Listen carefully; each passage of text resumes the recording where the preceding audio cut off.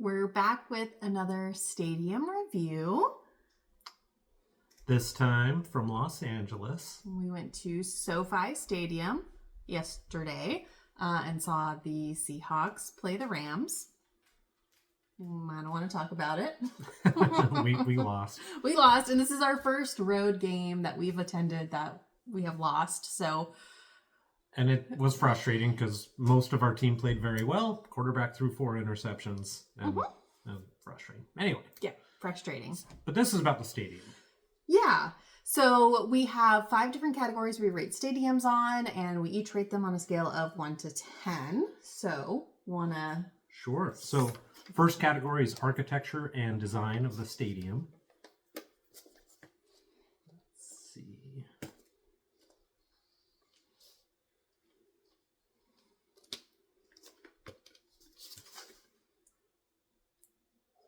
All right. So, go ahead. No, you go ahead. Go ahead and tell us all the amazing things that... Well, there are some frustrations with it, but absolutely gorgeous stadium. Inside and out, I thought. It was one of the most beautiful stadiums we've been to. I really liked the experience walking up. The lake right outside the main entrance was awesome. Fountains and things. Very scenic. Very picturesque. We walked around the outside of the stadium before going in, and I loved the botanical garden areas that represented unique regions of the state of California around. That kind of stuff was a nice touch. The roof over the stadium kind of extends beyond just the facility, and it kind of creates this indoor-outdoor plaza experience as well that I found that I really appreciated. Thought it was really neat.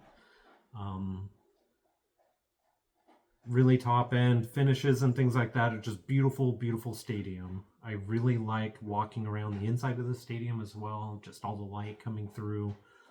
The drawbacks for me, which I tend to be a harsh grader, so I tried not to let some of the little nitpicky things really pull my rating down. Pedestrian access and getting around the stadium I thought was really confusing. I think they intentionally created zones to kind of separate the stadium into different areas. They put a lot of emphasis on those with lots of money. The luxury box, luxury suite type experiences got preference, I think, and just general pedestrian access was kind of an afterthought. As an example, main concourse, trying to walk around that, very confusing, poor signage. And you can walk around a couple of the levels, but it's hard to navigate. And on the main concourse area where most people would be, there was a pathway on the side of the field, basically, as you tried to go around the stadium. There was only 2 people wide, the pathway itself, and that's if you took up going the full pathway. If it allowed for someone coming your way, it's only 1 person. Get behind slow people. Anyway, it just... And you have a custodian there with a... people standing, talking, and, and we made that walk an hour before the stadium, or an hour before the game, and got really frustrated by it. We didn't even attempt it during the game because I knew it would be a nightmare. Those kinds of aspects kind of brought back the architectural design, but I kind of decided that wasn't like the design of the stadium. It was like how they were using the space. I don't know. The overall aesthetics of the stadium are just extraordinarily beautiful, and so I kind of went with a 9 there, but there are some annoyances and some things I found frustrating. Yeah. So, concur. However, this category is architecture and design. And the architecture, 10 out of 10, freaking gorgeous. It's jaw-dropping. It's beautiful.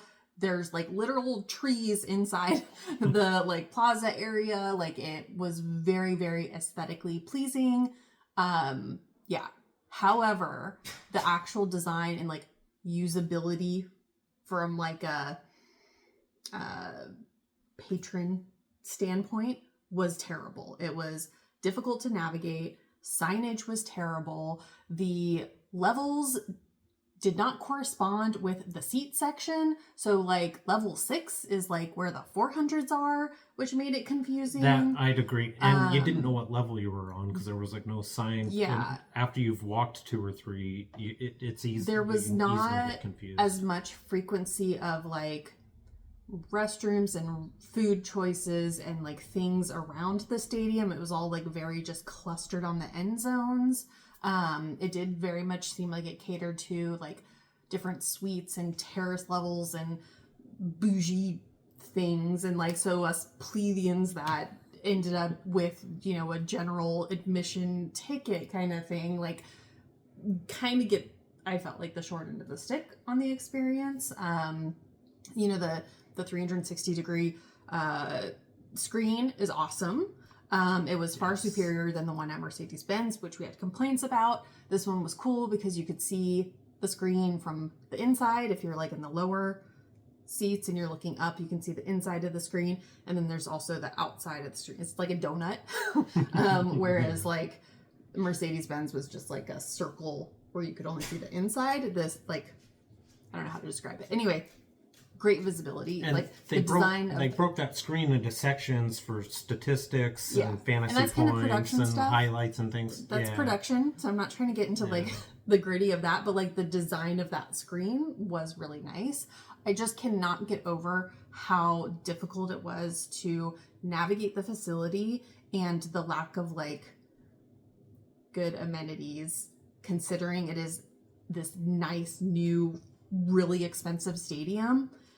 There's definitely missed opportunities where the design definitely did not meet the expectation, and it didn't feel congruous with the aesthetic of it. Like I would give design almost like a 1 because it was so frustrating, and the architecture a 10, so I settled on a 5. Okay, So. I could see that. Very good logic in that, because a lot of the points you brought up, I completely agree with. There are other little things that I did appreciate, like on the different levels. If you didn't want to sit in your seat and you wanted to stand and still watch the game, I did like that they had on multiple levels on different parts of the stadium. You could stand, lean up against a rail, have a little counter for a drink and some food. But then there was like no other areas. But there were no other areas beyond that to sit and to snack and eat your food and stuff like that. And if you did leave the stadium or that rail area, terrace area, for any moment, there weren't that many other TVs in the concourse area to kind of see and see parts of the game. So you definitely kind of missed out if you needed to go to the concession stand during the quarter or something like that. So. All right. So second category? Location and surrounding area.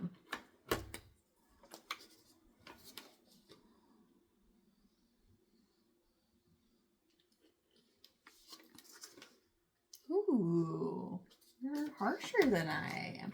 I think this was a little bit difficult for me to rate this category because we're not like LA natives, and so our experience is just coming from the, you know, out-of-towner. Like, I don't know if it's a good location for the masses that live in LA that go to the games. But for us, it was only a couple miles from LAX. So that was nice. The proximity to like a big transportation hub. However, it was not on like a light rail or anything. There was one bus line that went from the stadium to our hotel, which was right on, sort of the Century or something. So. But like the main drag, like kind of off the west side of LAX. And we took the bus to the stadium, which was really, really easy. It was just literally a straight shot down the road. That aspect was nice. That was really, really nice. However, leaving the game afterward is a cluster, and there's not really options. We never saw the bus go by. We just started walking just to kind of get out of the chaos, and we ended up walking all the way back to our hotel, which was a couple miles. 2.3 miles. Yeah. I checked it afterward to see how far we had walked. So that was like a little disappointing. I think that it would have been better to have a better public transportation system closer to the stadium. And LA has public transportation. They do have like light rail and things like that. Yeah. It's just not in the vicinity of that stadium. Yeah. And there was stuff, like, it looked like there was lots of parking. There was, like, I guess Hollywood Park has a couple of their sporting and event venues and, like, a cinema and stuff. There was not a lot in the way of, like, restaurants or bars or anything that you could go to that were nearby. So, yeah, I mean... That's kind of why I went with the lower scores.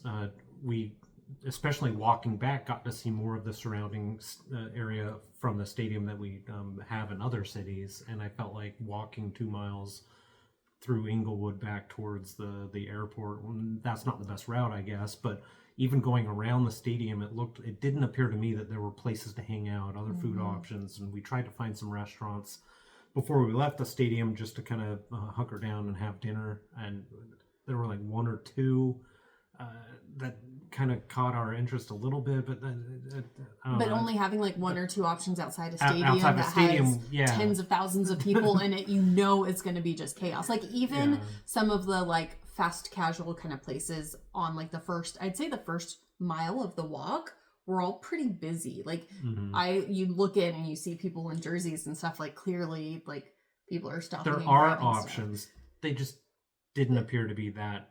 I mean, it's like it's like fast casual. So it's like grab and go, kind of like eat at a counter or, that kind of, which is fine. But if you wanted to like watch the Sunday night football after this afternoon game, there wasn't a ton of options. And as far as location, and I know LA traffic just horrible, but like we didn't drive, but that 2 mile walk back, like you mentioned, we didn't see the bus go by at all. That's so much traffic, people trying to leave the stadium and get back on the 405. They just didn't have anywhere else to go, no other alternative routes, and it was just 2 miles of cars the whole time we walked. It took about 45 minutes or so. Traffic didn't really move that much. Granted that leaving a stadium, a big event, that always can be an issue, but we haven't noticed it being that big of an issue in some of the other stadiums that we've been to. This one just seemed bad. Yeah, this one seemed to be the worst in that regard. I just don't know, like in such a developed metropolitan area, if there really is like a better location though to. And I will say there's a lot of construction going on in that area, so they are investing in trying to make it better. I don't know if that'll translate to like fan experience and restaurants and nightlife type stuff, but there are complexes going up, more parking garages, so that does appear to be something that they recognize, and that's just happening naturally. Just while we were there, in the immediate area surrounding the stadium, I was kind of unimpressed with the options for hanging out, or if you get there super early, or if you want to linger afterwards and let the traffic die down. There just didn't really seem too many options for you. Yeah, there were little hot dog stands, hot dog carts all around the stadium, which is kind of next cool. category. Speaking of which, that's it's separate from the stadium because it's not like a stadium run thing, but it was kind of. You at least had like that. You could grab a hot dog pretty easily.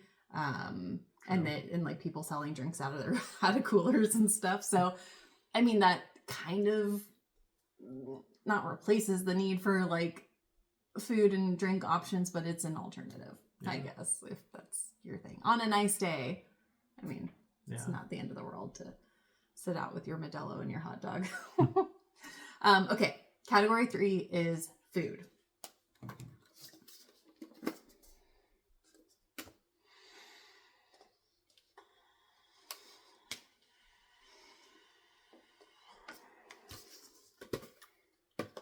Okay. I was trying not to be too harsh, but... It pains me. It really, really pains me to rate it this poorly. And I think the number one thing is the lack of variety. There were only 3, I don't know, restaurants or like concession stands. Areas. Well, there were like 3 different basically kinds of restaurants that were throughout the stadium, like repeated, like they were named after streets or something, but it was like the basics. Like you had the one that did burgers, you had the one that did chicken, and you had the one that did nachos, burritos and things, and that was it. I did end up looking on the dining guide for the stadium to see, like, I'm like, we're missing things. Like, is there like a whole section? Because this is after us being frustrated with how to navigate the stadium.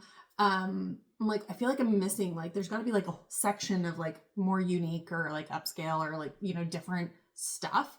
And there wasn't. I mean, there were a few things down on level 2 apparently, And but some of the things on the dining guide in the app, I don't think were available because we walked by the sections that they were at, specifically looking for them, like the rice bowl place. I didn't see it. I went by twice. I didn't see it. And so, like, whether that was like poor signage or like us being idiots or like it not being open, I don't know. But like, that's not cool.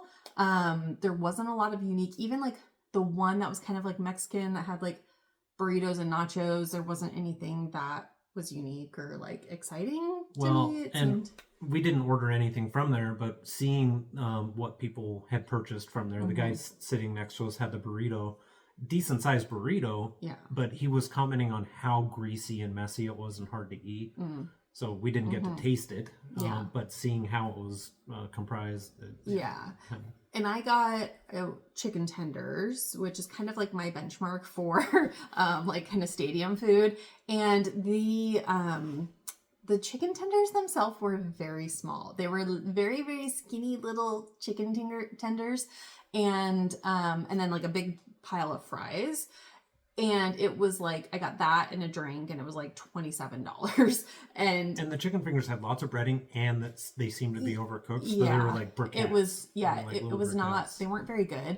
And I'm like, I understand stadium food's going to be, you know, a little bit more expensive. And I wouldn't be mad about $27 if it was like good hunks of chicken. Like if I'm flavorful. There was like nothing but salt as a seasoning. Salt and grease and I hate saying it, but it seemed like you could get better chicken fingers from a gas station. Like it was really underwhelming. And then you got like I got the pizza just out of like desperation because the burgers didn't look that enticing. I mean, it was fine. I thought, well, maybe a pizza will hit the spot. And it was just run of the mill. And again, yours, you got a bottle of water and the pizza, and it was $27. Same price. And so one thing that has come up in other stadiums is like the souvenir cups and refills being discounted if you use the souvenir cups. I asked about that. That's not a thing. You still pay, like, you just get another souvenir cup. Like, they don't have a refill policy, which is a little bit of a bummer. What else? Yeah, there's just like not a lot of options. Like, that was the main thing, is like, and in the app there looked like there was a barbecue place. We didn't see it. Well, we weren't going to go back down. We were on the 600 or the level 6, and we would have had to go all the way back down to level 2. And we walked through there, and I didn't really, kind of stuff didn't really jump out. Here's the other thing with the food. We ran into this with same thing at the Commander's Stadium, is you cannot read the freaking board that says what they're serving until you're like up in front of, like, you're like craning your head looking up. You can see the poor design. Okay, you can see the name of the food concession, like the street or the part of town that it's named after. Street or whatever. But you're right, you have to get in real close. And so if you're not like familiar with like, oh, this is clearly the Italian one, this is clearly, you know, whatever, I was flummoxed. And I'm sorry, I know I'm going on a tangent. My gal who was getting my chicken tenders, the process was dumb. Like, from a concession worker standpoint, like, I gave her my order. She had to like turn around and open this little window and yell in my order, and then wait for somebody to bring the order to her. And then the box that it came in barely fit through the window, the pass-through window. And she's like trying to like get it through, like, again, poor design. Like, I did not see that transaction go down. It was not efficient, and I'm like, humorous hearing you describe it. I'm sitting there waiting for my food, and I'm watching her trying to like get this. You're right. The kitchen area where they do compile everything is isolated. And I didn't notice the window thing, but you're right. It is this little pass. I felt bad for her. Like, this is what you have to do all day, is like try and get this big box thing through this little window. Anyway. Yeah, so really, for food, it was the lack of variety, lack of quality, which has really caught us by surprise, because when you look around, you're in this, like, the most beautiful stadium we've ever been into. I was expecting, The food just didn't match. Granted, I would venture a guess that the investments in food quality and variety probably went down into those luxury box suite areas closer to the field that we didn't have access to. But still, that part was extremely disappointing. I think. Yeah, we did get a couple other things later in the game. You got a pretzel and something else. A hot dog, like a sausage. That one was decent. The sausage did taste good. It was spicy. But the toppings area, they had no toppings. They had some bins with condiments, and the only stuff left was like mustard packets, which is okay, but even that was they were kind of low.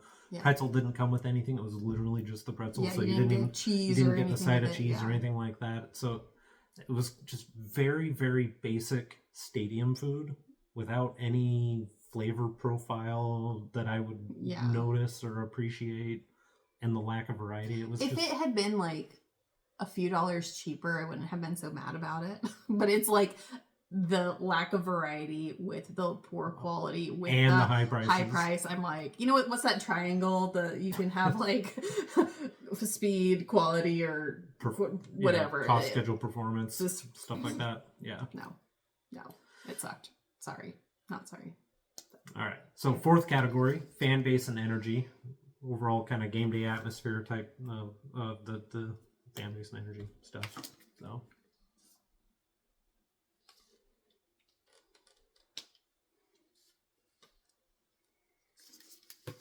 Twins. Oh. Go ahead. I feel like I railroaded the food category. Fan base and energy. So the Rams are division rivals of the Seahawks, so you had that kind of going. I don't know if it's always that engaging, but I think overall Rams fans were loud and proud, and they were engaged throughout the They game. had a reason to be too. Yeah, well, we kept throwing interceptions, but and with a win they would get the division lead, so it was an important game. But for just a Sunday afternoon game, kind of mid-season. I think it exceeded my expectations in that regard, especially comparing it to some of the other games we've been to. There was a good turnout; like the seats were pretty full. Yep, and I think people stayed to watch the game mostly throughout the game, and they seemed to be engaged throughout. It did get pretty loud at times, and we're Seahawks fans. Lumen Field, pretty proud of how loud our stadium can get, and I think that those big moments, third downs. The crowd really got loud and engaged, and so I exceeded my expectations in that regard. I thought it would be kind of, I don't know, because LA is such a big metro area, and you have people, a lot of out of towners and stuff. I just thought it would be kind of watered down a little bit, and not as passionate. But they sure were. I thought. I wonder if it would be the same for the Chargers though, because. It'd be kind of neat to go to see a Chargers game in the same stadium to compare it to. Yeah. Because I feel like, because the Chargers moved to LA more recently than the Rams moved from St. Louis, like maybe they don't have quite as strong of a base in LA as the Rams do. But I don't know. Yeah. Anything else jump out at you as far as the energy I'm level? In concurrent. Like it's, it was loud and they were into it. We didn't get heckled at all, which is always kind of nice. Yeah, that's true. You never know. Visiting team, especially when your team's playing, you're not just wearing Seahawks jerseys at a game they're not even playing. Nobody had any kind of negative comments, Yeah, I mean, it was when we went to the Broncos game last year against Raiders, fist fights. Yeah. We've been at other stadiums wearing Seahawks gear and gotten heckled even though our team's not playing. Yeah. So there wasn't that level of animosity and hatred, at least in the section we were at. I think people were there just because they liked football. So, and there were a good amount of Seahawks there, but not like an overwhelming amount. Like when we went to the Cardinals game, it was like more Seahawks than Cardinals. This wasn't that. There was definitely more Rams. As far as energy level and everything, it was fun. It was a fun game day atmosphere throughout the game, I thought. Yeah. Especially if you were a Rams fan. Yep. All right. Our final category is production. So this is like what the organization does for game day stuff.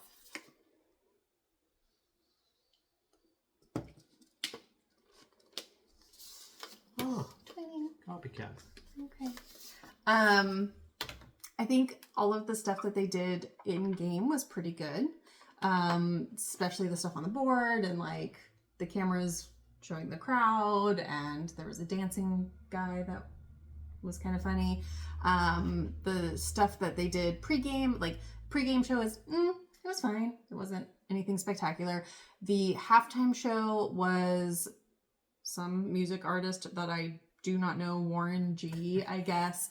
You don't know Warren G? I don't know Warren G. A little old school. But like, and he was fine, except that they didn't have him on the field. They had him like tucked up in this little on one of the end zones. There was like this little stage like level area 4 or something. Yeah, that they had, the cameras were on him, but so the energy wasn't like super there because it was just, you had to watch on the screen. And there was nothing on the field. There was no dancer. They had like 2 of the cheerleaders kind of sitting there in their midnight black rivalry doing a little pom-pom stuff. It was kind of boring.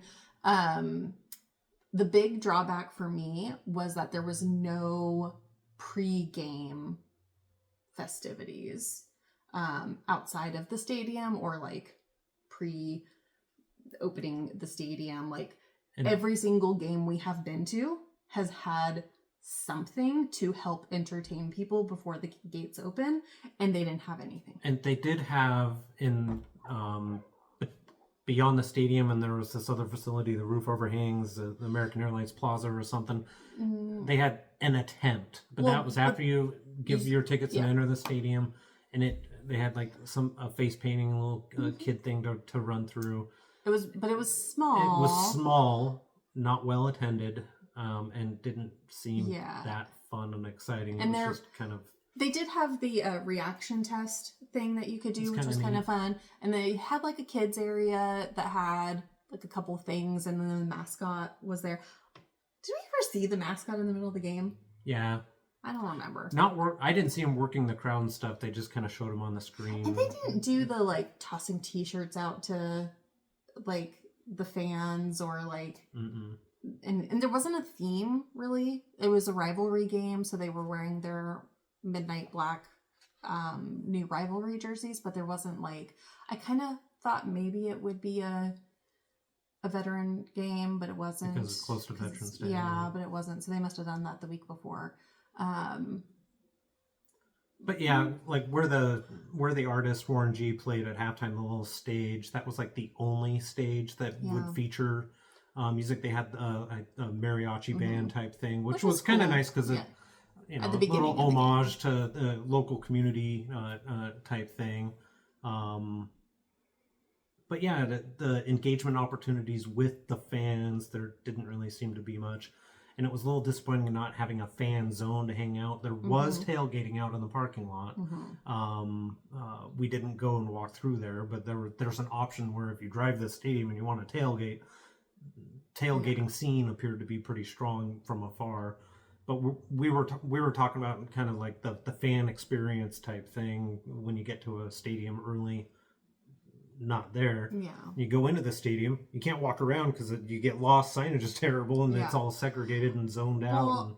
And here's I just found it kind of frustrating. It was basically like once you go in the stadium, you just go to your seat and look at the big donut screen. Yeah, and this is like maybe not so much production, maybe more like design, because the stadium is a shared stadium and it's not like this is Ram's house, right? They had a lot of stuff that they did that was obviously like stuff that could be swapped out easily, like little everything was a little temporary statue thing. Yeah, it was all very temporary.